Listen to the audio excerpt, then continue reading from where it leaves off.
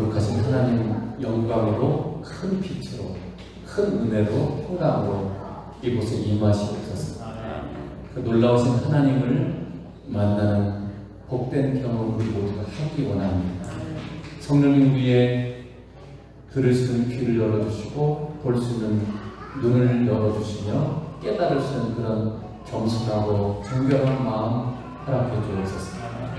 주의 말씀이 들려지게 하시고 깨달아지게 하시고 그 말씀대로 순종할 수 있는 그런 은혜와 능력을 우리에게 더해주셔서 주를 만나는 이 시간이 복되고 은혜의 시간, 성장의 시간, 회복의 시간, 치유의 시간 될 수 있도록 성령님 역사해 주옵소서. 아멘. 아무도 거저갔다 거저가는 심령 없게 해주시고 이 시간 온 만가의 은가에 주님께만 집중하는 시간 될 수 있도록 성령님 이끌어 주옵소서. 아멘. 감사하고 예수님 이름으로 기도드리옵나이다. 아멘.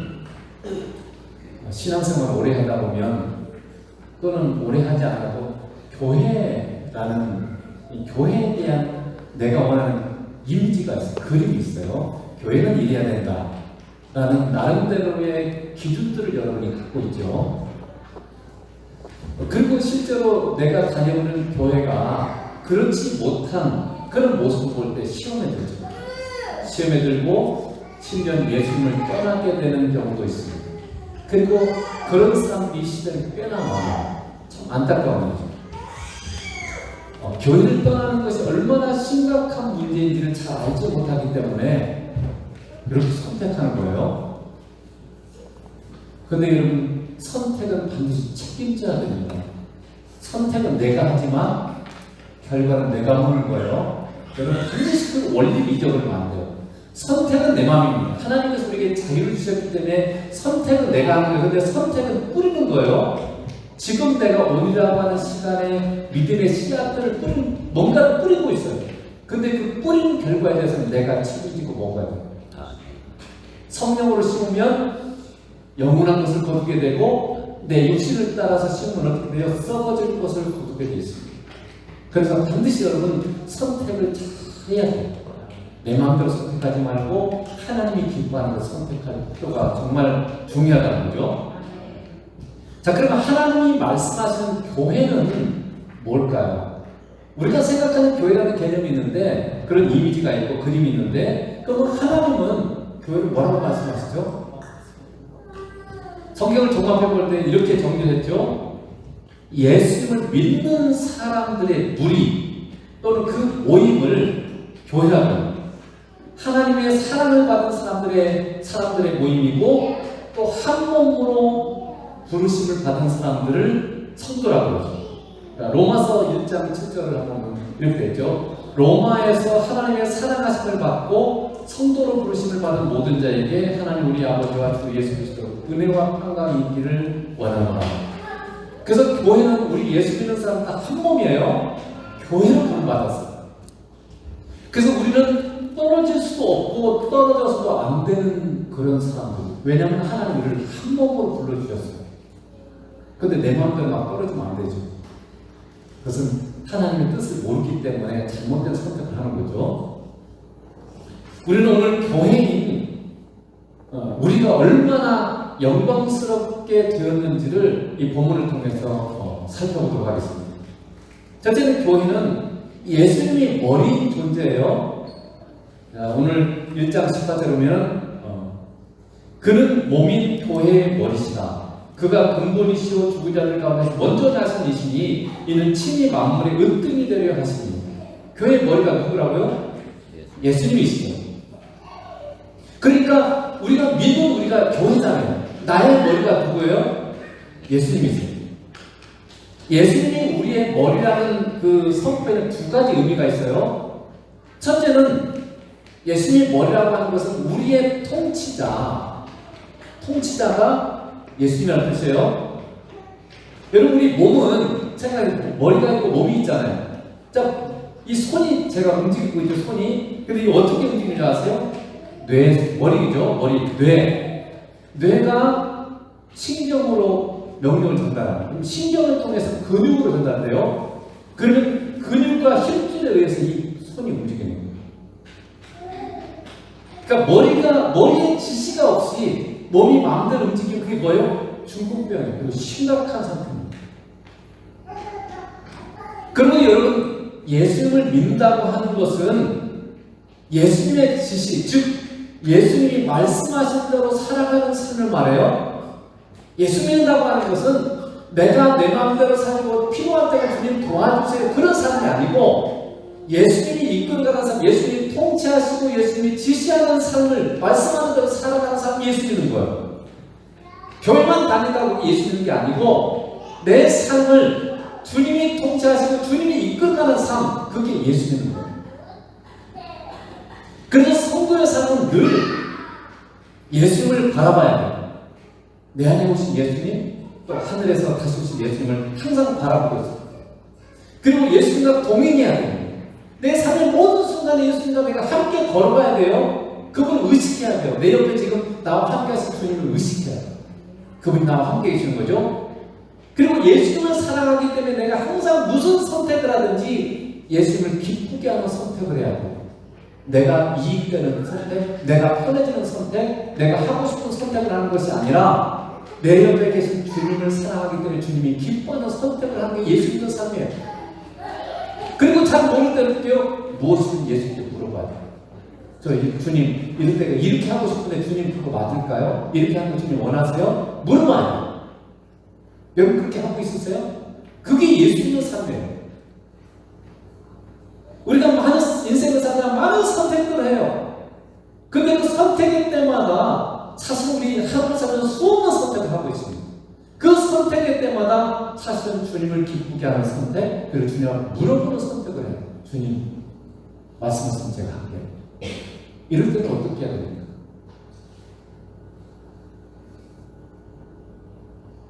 그래서 에베소 5장 10절에 보면 뭐라고 되어 있습니까? 주를 기쁘게 할 것이 무엇인가 시험하여보라. 영어 성경에 보면 주를 기쁘시게 하는 게 뭔지를 알아봐라, 발견해라, 이렇게 되어 있어요.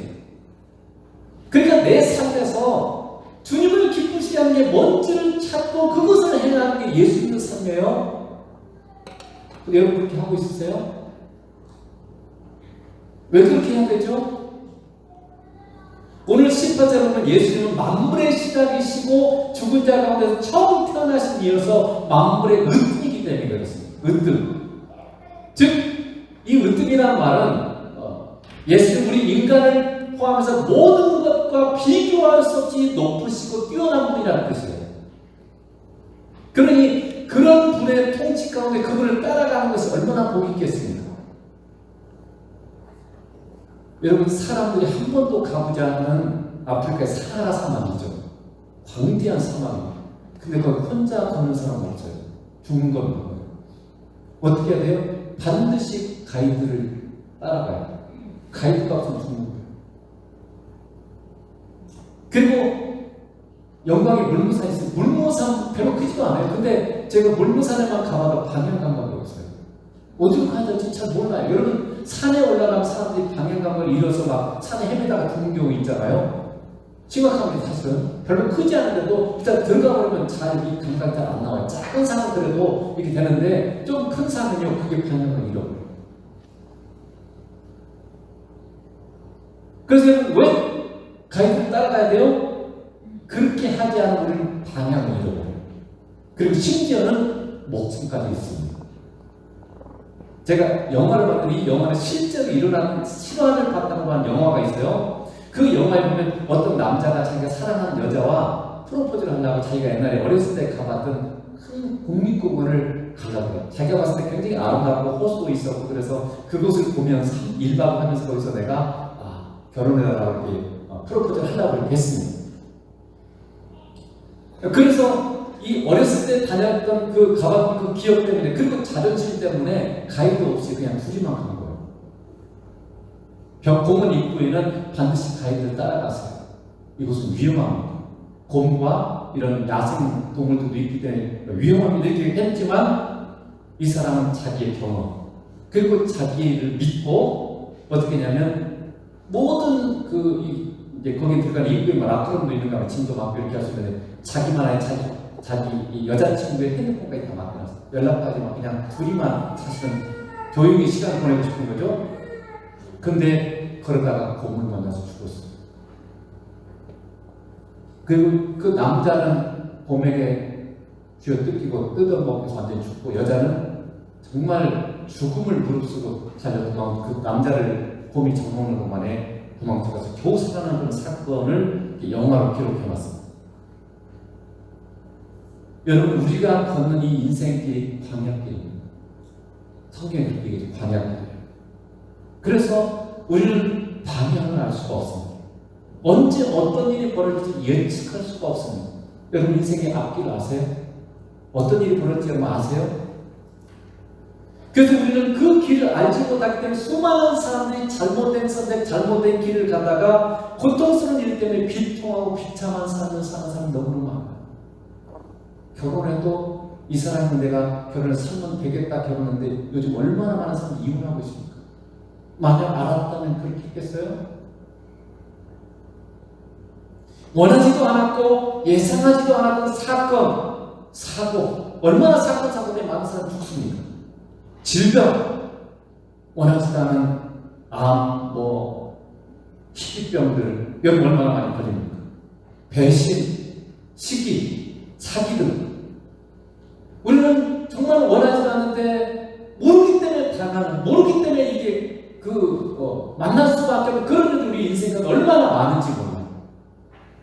그러나 우리가 믿고 우리의 머리이신 예수님은 모든 것을 아시고 모든 걸 해결할 수 있는 능력이 있으십니다.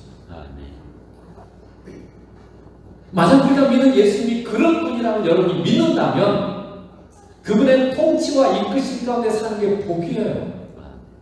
오히려 우리 편에서 요청해야 돼요. 주님 그렇게 해주세요. 근데 그러려고 주님이 우리에게 오셨어요. 근데 우리는 어떡합니까? 그분을 외면하고 내 힘으로 살고 내 지식으로 살고 내 꿈을 살고. 얼마나 교만합니까? 내가 예수님보다 낫다는 것도 사실 그런 고백이에요. 내 삶이 나의 믿음의 지금 수준이에요. 내가 내 마음대로 한다는 건 나는 예수님보다 나은 존재라는 그런 교만함이 내 안에 있기 때문에 사실 그렇게 하고 있는 거예요. 예수님이 우리의 머리가 되셔서 우리를 통치하시는 것은 우리를 속박하기 위해서가 아니라 사실은 주님 우리를 사랑하셔서 우리를 보호하시고 거룩하고 복된 길로 우리를 이끄시기 위해서 우리에게 오셨어요. 여러분의 인생 누가 결정합니까? 여러분이 지금까지 여러분 마음대로 선택해왔어요. 여러분 인생 실패 없이 다 행복하고 너무너무 만족했습니까? 다 바른 선택이었습니까? 그렇지 못하죠. 여러분, 예수님 믿는 우리가 지금 여러분의 삶은 누가 선택하죠? 머리이신 예수님입니까? 아니면 몇 초 후의 일도 알지 못하고 해결하지도 못하는 여러분 자신이 선택합니까? 중요한 거예요. 예수님 우리의 주님이세요. 나의 주인, 이런 뜻이 나를 보내신 주인이라는 뜻입니다. 이제는 나는 내 것이 아니고 주님 거예요. 그래서 내 인생을 자꾸 신앙의 성숙이 뭐냐면 자꾸 모든 삶의 선택의 순간에 내가 선택하는 것이 아니라 주님이 선택하십니다. 주님을 기쁘시게 하는 선택을 하는 그런 삶으로 자꾸 내가 성장이 가는 게 그게 신앙의 성장이에요. 두 번째는 예수님이 교회의 머리라고 하는 것은 예수님과 우리가 분리될 수 없다는 뜻이에요. 머리하고 몸하고 분리되면 어떻게 돼요? 참수죠, 참수. 옛날에는 그 사람들이 큰 죄를 지으면 죽이는 사형제들이 참수가 있어요. 목을 작두로 잘라버리는 이게 참수예요. 죽음입니다. 근데 예수님이 우리 왜 머리가 되시겠어요? 모든 몸의 이 상황은 다 신경을 통해서 머리로 전달해요. 근데 여러분, 예를 들어 손이 아프다. 그러면 손이 아픔이 문제가 있는 것을 신경이 전달돼요. 여기 문제가 있는데 뇌에 전달해. 뇌가 아프구나 해서 아픔을 느끼는 거예요. 근데 여기다 마취제를 넣으면 어떻게 돼요? 신경이 전달 못하게 막는 거예요. 뇌에 전달이 안 되면 아픈지 몰라요. 그래서 이 뇌는 머리는 모든 걸 알아요. 그러니까 예수님은 우리의 모든 상태를 아세요. 우리가 얼마나 힘든지, 우리가 얼마나 외로운지, 우리가 얼마나 아픈지, 우리가 얼마나 절망하고 있는지, 우리가 무엇이 필요한지를 예수님은 다 아세요. 그래서 우리의 머리죠. 그런데 우리는 기도도 잘 하지 않는 경우도 있지만 기도를 한다고 해도 우리는 무엇을 기도해야 될지 잘 몰라요. 마태복음 20장에 보면 이런 말씀이 있어요. 예수께서 대답하여 이르시되 너희는 너희가 구하는 것을 알지 못하는도다. 내가 마시는 자를 너희가 마실 수 있느냐? 그들이 말하되 할 수 있나이다. 이 말씀은 언제 나왔냐면 사실 예루살렘 입성 직전에 세베대의 두 아들인 야고보와 요한이 주님 예루살렘에 올라가면 이제 왕이 될 텐데 그때 나를 하나는 우편 한편은 좌편에 앉으세요. 그러니까 국무총리 뭐 비서실장 이런 자리 주세요라고 지금 요청기도 하는 거예요. 근데 예수님 뭐라고요? 너희는 너희가 뭘 구하는지 지금 모르고 있구나. 이렇게 얘기하고 있어요. 근데 그것을 가지려면 너희는 내가 마시는 잔을 마셔야 된다. 이렇게 얘기를 하고 있는 거예요. 여러분, 우리의 기도에는 대가제국이 있어요. 여러분 기도 많이 하죠. 대가제국이 있어요. 다른 말로 하면 훈련이 있어요. 훈련. 기도의 응답을 받는 훈련이 필요해요. 여기 지금 야고보와 요한이 주의 우편과 좌편에 앉게 해주세요. 그렇게 요청 기도한 거예요. 기도 예수님께. 그랬더니 내 잔을 너희가 마실 수 있느냐 이렇게 지금 물어보는 거예요. 그 자리 요청을 그 자리를 가지려면 대가적으로 해야 된다. 훈련을 많이 받아야 된다. 예수님과 같은 그 고난의 잔을 마셔야 된다는 것이죠. 그러니까 우리가 주님 앞에 크게 쓰임받고 좋은 믿음의 사람으로 성장하고 싶다면 그런 기도 많이 하죠. 엄청난 훈련들이 필요해요. 우리 인생에서 내가 신앙이 성장하고 주님 앞에 쓰임받으려면 그냥 내 마음대로 살면서 되는 게 아니에요. 그런 훈련들이 필요하다는 걸 예수님께서 지금 말씀하고 있는 거예요. 근데 우리는 그 훈련을 생각하지 않고 그냥 두세요. 그래서 주 성령님께서 우리는 뭘 기도하는지도 모르기 때문에 성령님께서 우리를 아버지의 뜻대로 위해서 기도한다고 말씀하죠. 로마서 8장 26절에 이와 같이 성령도 우리의 연약함을 보시나니 우리는 마땅히 기도할 바를 알지 못하고 뭘 기도해야 될지조차도 몰라요. 오직 성령이 말할 수 없는 탄식으로 우리를 위해서 친히 성령님께서 막 고통스러운 신음소리를 내면서 우리를 위해서 기도하세요. 내가 막 육신적으로 구하고 하나님의 뜻이 아니라 막 내가 세상 것을 구하고 이런 삶을 우리가 너무 많이 살기 때문에 우리는 연약하기 때문에 그래요. 그래서 성령님께서 성령을 다 하시잖아요. 하나님의 뜻이 무엇인지 그렇기 때문에 정말 신음소리를 내면서 고통스러워하면서 우리를 위해서 기도하고 있어요. 그래서 주님은 우리에게 오셔서 우리와 함께 그러면서 우리의 연약함을 도우시기 위해서 오셨어요. 여러분 실제 우리의 삶에서 엄마하고 아이하고 함께 길을 가면 누가 힘들어요? 아이는 무슨 일이 일어날지도 모르고 그냥 그저 엄마만 믿고 편안하게 가는 거예요. 엄마는 아이가 힘들어지면 엄마가 업어줘요.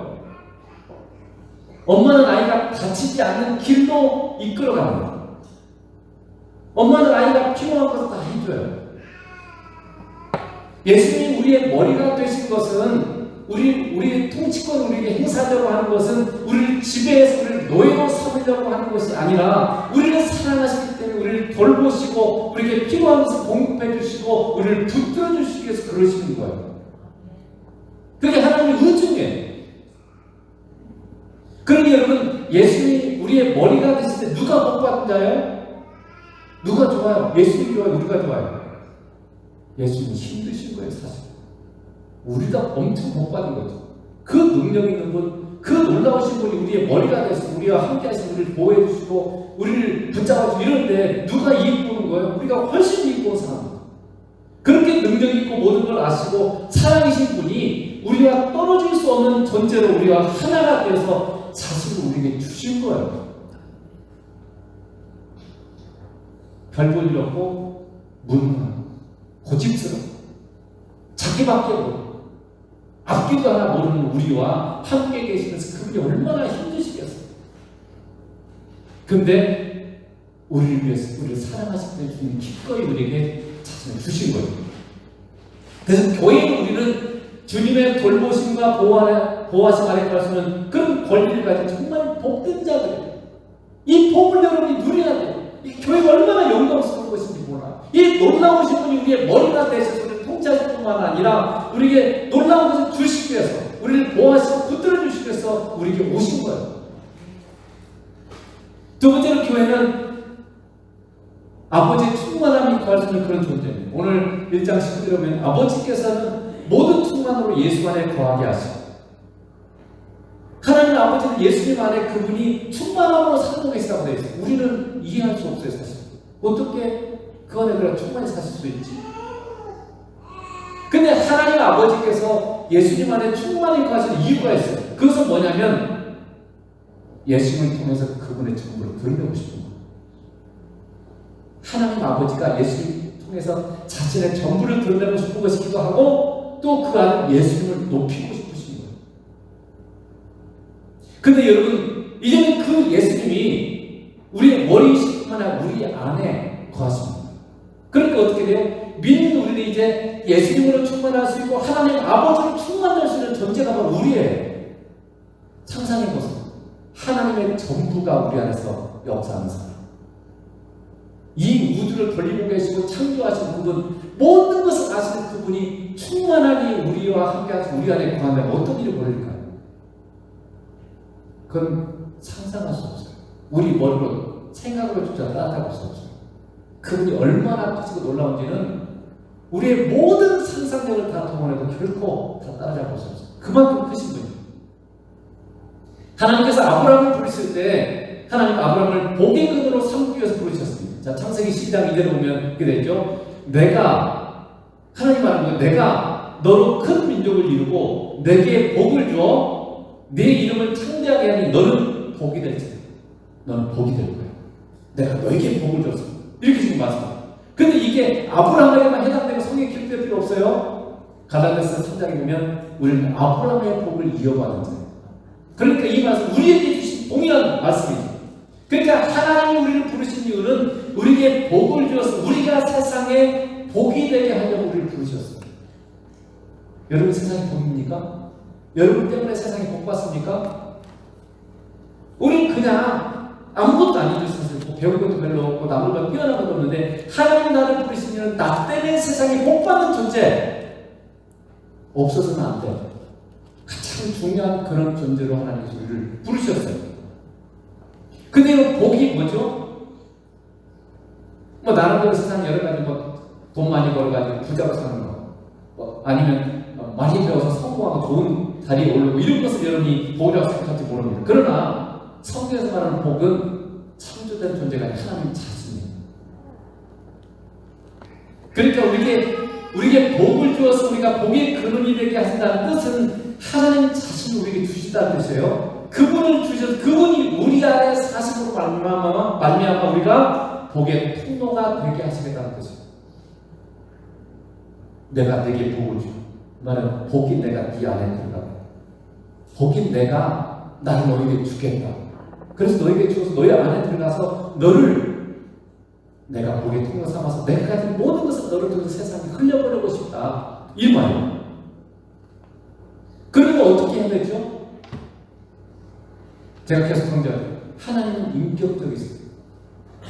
인격적이라는 말은 우리의 감정, 우리의 선택을 존중해 주세요. 하나님은 강제로 하지 않습니다. 절대로 강제로 하지 않아요. 내가 원하지 않는데 아프리카 선교사는 절대 우리를 보내지 않습니다. 옛날에 사람들이 내 인생을 주님께 드립니다. 내 생을 주님께 드립니다. 이렇게 말을 못했어요. 왜냐하면 혹시 아프리카 가라갈까 두려웠어요. 근데 하나님은 내가 원하지 않으면 절대 보내지 않습니다. 하나님이 만약에 아프리카 선교사 나를 보내고 싶지 않다면 나를 상상시켜서 내가 원하게 만들어요. 그래서 내가 하겠습니다. 이런 고백이 나오면 보내지 그냥 아무나 보내는 거 아니에요. 염려하지 마세요. 그리고 대부분 그냥 있는 그 자리에서 살게 하시지 막 그렇게 하지 않아요. 염려하지 마세요. 그래서 우리가 하나님을 인격적인데 우리가 순종할 때만 그분을 우리를 통해서 사실 수 있고 그분을 드러낼 수 있어요. 우리가 예수 믿는데 왜 우리가 세상에 복이 되지 못하고 그냥 세상 남는 사람 똑같죠? 나를 주님께 드리지 않기 때문에 나를 주님께 더 많이 드리면 드릴수록 순종의 제물로 더 많이 드리면 드릴수록 내 안에 사실 그분을 자꾸 바라보면서 그분에게 물어보면서 자꾸 그분에게 드리면 드릴수록 그분이 나를 통해서 그분을 드러낼 수 있어요. 그분의 능력을 드러낼 수 있고 그분의 지혜를 드러낼 수 있고 그분의 선하심을 드러낼 수 있고 그분의 사랑과 용서를 드러낼 수 있어요. 여러분 화내버리잖아요. 내가 화내는 거지 주님이 화내는 거 아니잖아요. 하나님 용서라 그러죠. 사랑하라 그러죠. 순종해야만 그 사랑을 주님이 나타나서 하실 수 있어요. 그래서 우리가 주님이 나를 통해서 충만히 사시려면 우리가 주님과 사랑으로 하나가 돼야 돼요. 점점점 주님과 자꾸 만나면서 교제하면서 점점점 하나가 돼. 나는 없어지고 예수님만 보여야 돼요. 분명히 나는 존재하는데 나는 안 보고 예수님만 보여서 그게 예수님과 하나 되는 신앙의 성숙 거기에요. 결국은 계속 주님과 깊이 만나다 보면 부부간에도 서로 닮아가잖아요. 닮아가죠? 외모만 아니라 성까지 닮아가요. 계속 서로 함께 속마음을 나누고 이렇게 함께 대화하고 이렇게 하다 보면 점점점 가까워져요. 비슷해져가요. 그래서 우리가 주님과 자꾸 동행하면 점점점 내가 주님처럼 되는 거죠. 근데 주님이 그렇게 하시는 이유가 뭐라고요? 우리를 사랑하시기 때문에 주님이 나를 통해서 사실 뿐만 아니라 우리를 높이고 우리를 잘되게 위해서 내가 사랑하는 존재를 해. 너희는 얘를 만나야 살 수 있다. 그래서 나를 높여주시는 거예요. 주님이 함께 하시면서. 그래서 이사야 58장 11절에 유명한 말씀이죠. 여호와가 너를 항상 인도하여 메마른 곳에서 내 영혼을 만족하게 하며 내 뼈를 견고하게 하니 너는 물된 동산 같겠고 물이 끊어지지 않은 샘 같을 것이다. 주님이 우리 안에 가시는 이유는요, 우리를 항상 인도해서 이 험하고 고통스러운 세상에서 우리의 영혼을 만족시킵니다. 예수님과 함께하면 우리 영혼이 만족해요.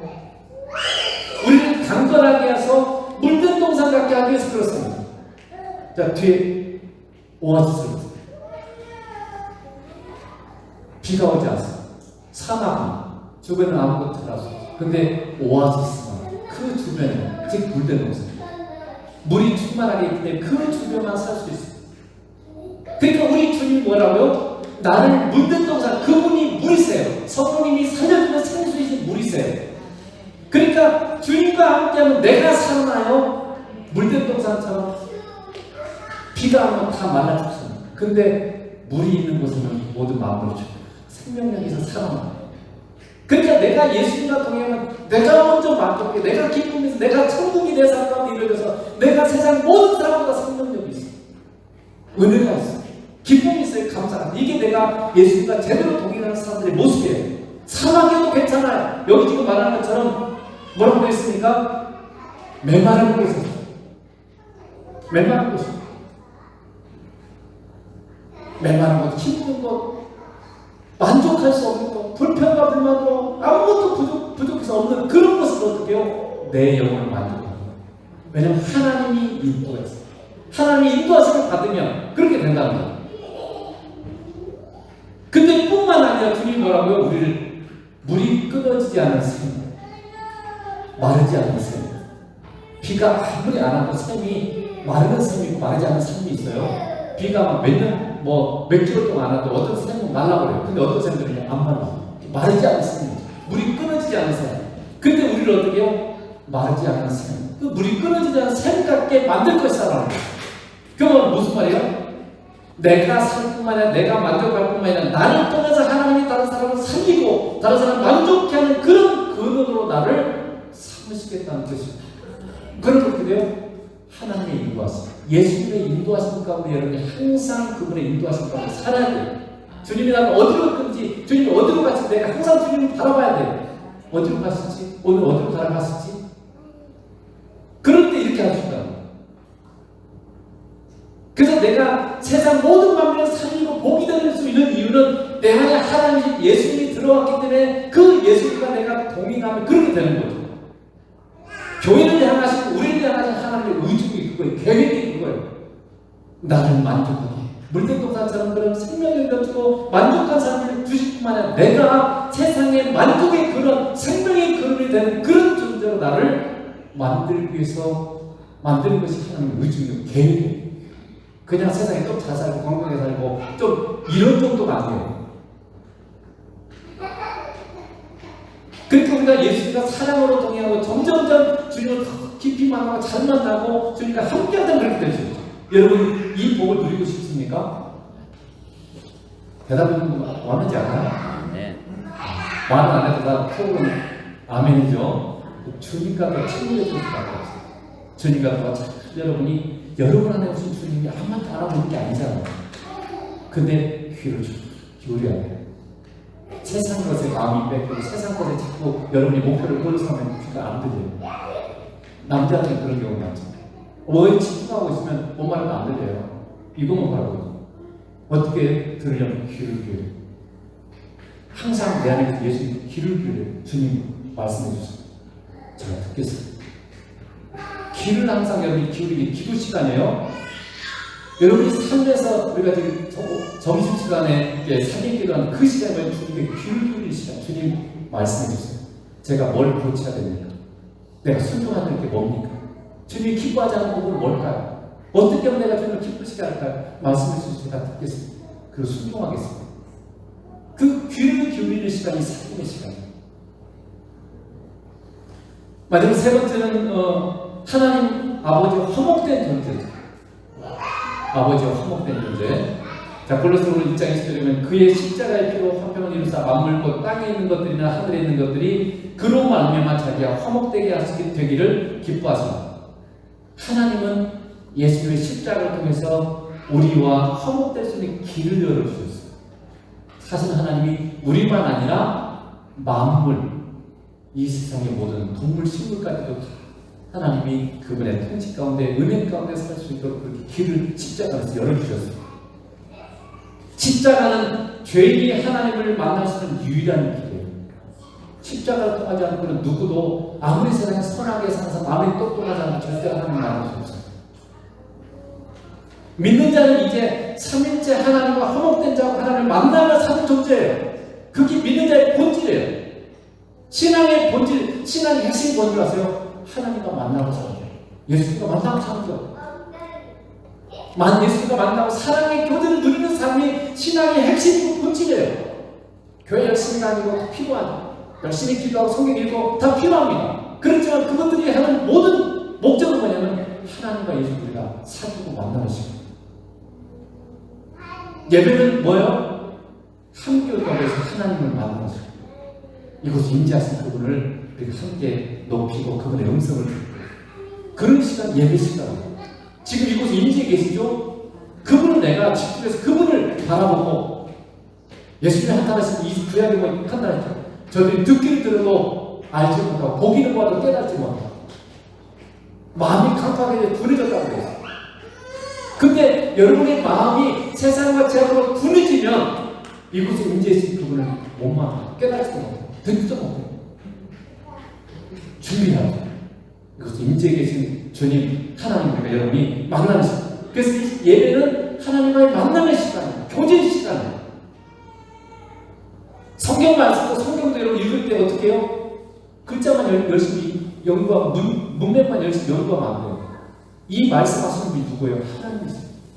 이 말씀을 지금 이 성경을 통독해서 말씀하신 그 하나님 인격이신 그분을 내가 만나는 자리가 성경을 읽는 자리예요. 그걸 놔둬버리고 그냥 성경 말씀을 열심히 이렇게 읽는 그거는 성경을 제대로 읽는 게 아니에요. 기도는 뭐예요? 기도는 하나님과 내가 예수님과 대화하는 사귐의 시간이에요. 나도 말씀드리고 내 속에 있는 기쁜 감정들, 기쁜 고뇌들을 말씀드리고 주님이 하나님 나한테 말씀하는 것을 듣는 시간이에요. 나만 말씀하고 끝. 그거 기도가 아니에요.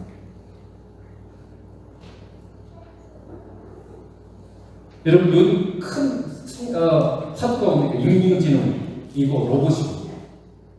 과거에는 인공지능 로봇과 사람의 그 차이가 뭐냐, 본질적인 차이가 뭐냐 할 때 감정, 창의력을 했어요. 로봇은 감정이 없잖아요. 그리고 창의력이 없잖아요. 근데 지금은요, 로봇이 감정이 있어요. 감정을 표현합니다. 기쁨도 표현하고 슬픔도 표현할 수 있고 얼마든지 표현할 수 있고 그리고 창의력도 있어요. 그리고 도대체 인공지능 로봇과 사람의 본질적인 차이가 뭡니까? 뭐가 다르죠?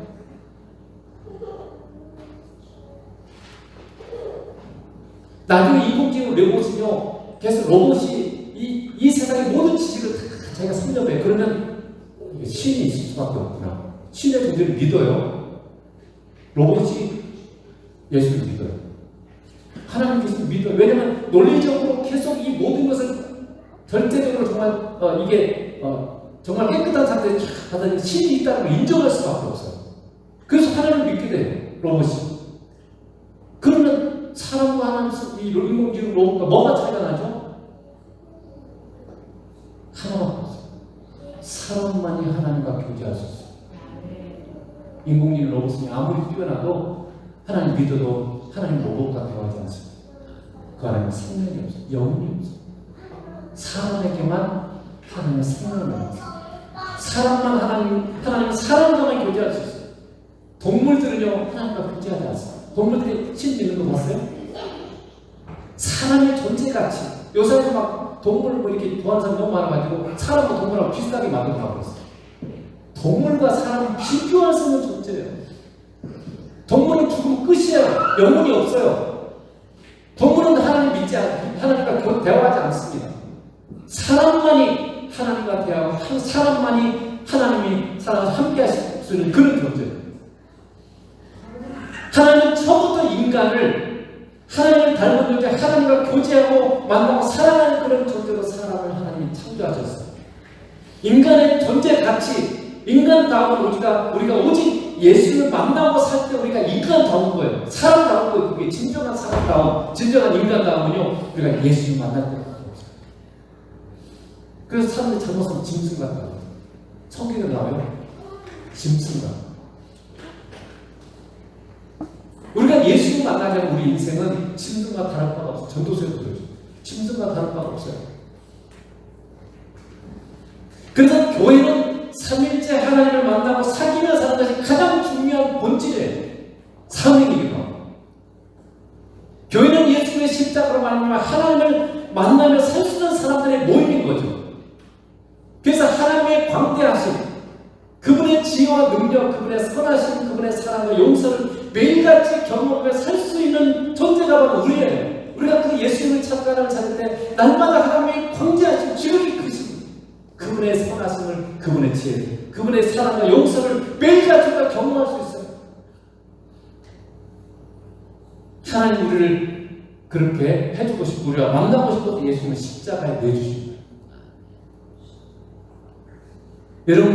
여러분과 하나님의 간절한 소원, 원하심을 채워주고 계십니까? 몇 번 말씀드리지만 정말 누군가를 죽도록 사랑해보세요. 누군가를 목숨 걸고 사랑한다면 여러분의 가장 큰 소원이 뭔지 아세요? 내가 사랑하는 그 사람과 항상 만나고 함께 영혼을 살고 싶어요. 그래서 결혼하죠. 예수 하나님이 그 아들의 생명을 우리에서 주셔서 그토록 우리를 사랑하세요.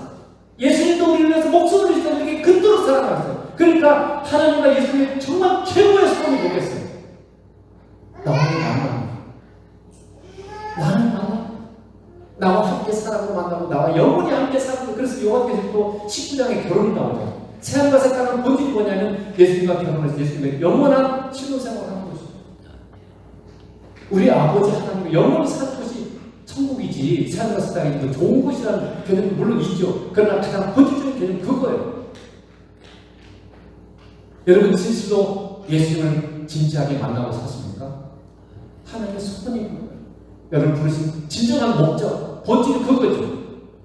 온 마음 다해서 그분을 찾고 가고 있습니다. 아니 심지어 예배 시간만이라도 우리가 그런 자세와 태도로 이곳에 여러분이 와야 되고 기도하면서 준비해야 돼요. 이 복을, 이 놀라운 복을 여러분이 삶으로, 표정으로 세상에 알려줘야 돼요. 저 사람 사는 거니 정말 복 있는 줄 알아. 저 사람처럼 살면 어떻게 될지. 하나님이 함께하는 사람, 하나님의 사람, 세상과 너무 다른 거룩한, 비교할 수 없는 그런 사람, 그런 존재를 우리를 불러서 여러분 자신이 복음의 메시지가 돼요. 그래서 고린도서에 뭐라 그래요? 우리는 하나님 그리스도의 편지요, 냄새요, 향기. 나에게서 예수님의 냄새가 나요. 예수님의 향기가 나고 내가 예수님의 편지가 돼. 나를 본자고 예수님을 이룰 수 있어야 돼. 내 삶을 보면서. 물론 우리가 말로 마찬가지로 복음을 전해야죠. 여러분 이 시간 여러분 예수님과 정말 하나님과 정말 잘 만나서 정말 여러분 삶에 그럴 때마다 예수님이 일거지, 예수님의 냄새가 나, 예수님을 만나게 되는 그런 통로가 되시길 주님을 축복합니다. 기도하겠습니다.